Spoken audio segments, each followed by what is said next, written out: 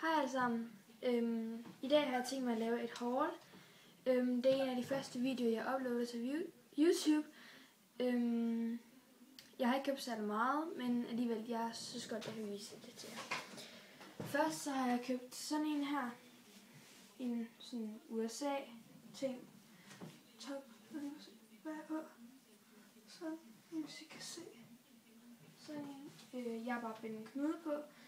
Den kostede, jeg mener jeg købte den i Scissors Point, og den kostede vist noget med 140 eller sådan noget. Så købte jeg sådan en cardigan her fra H&M i en orange farve.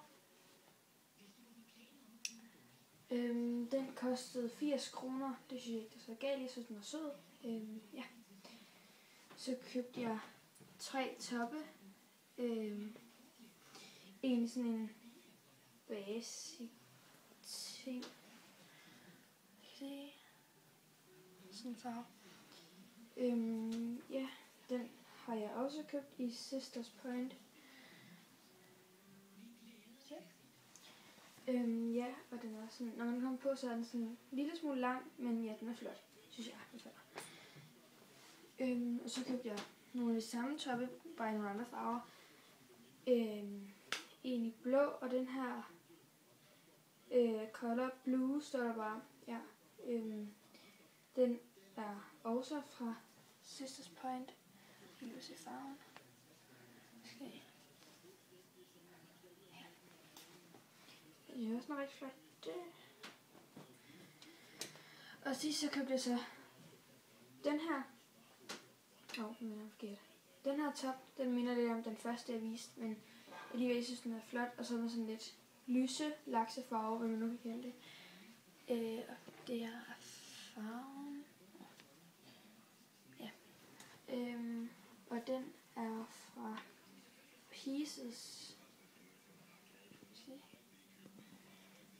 Ja, og det er størrelse medium. Der var ikke en størrelse small, som det jeg bruger. Men ja.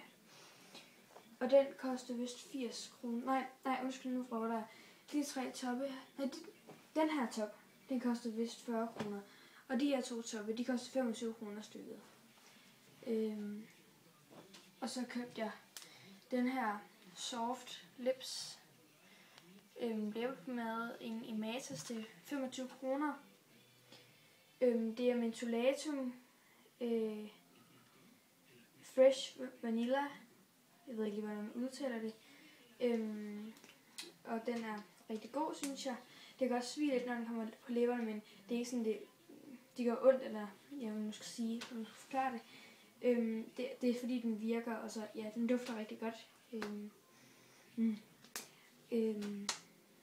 den dufter rigtig godt, og den virker, og den gør læberne bløde, og det er bare rigtig dejligt.